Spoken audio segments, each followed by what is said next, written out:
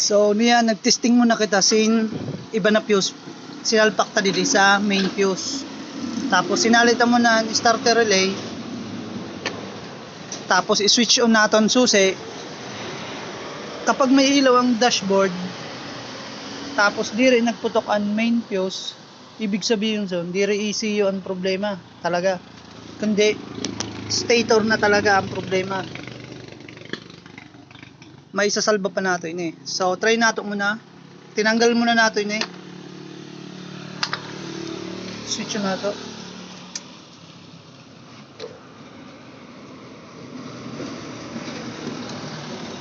So yun, may ilawan panel niya.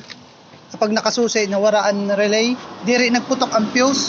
Ibig sabihin son, stator ang problema. So nakaiwas sa gasto na ECU kunta ang problema. Pero make sure na haliyon niyo muna ini. May starter relay. Salpak yato sa main fuse. Nagtesting muna tayo kita sin iba. So nag-ilaw man, okay man. Ang ibig sabihin lang son, stator nun talaga ang problema sa di.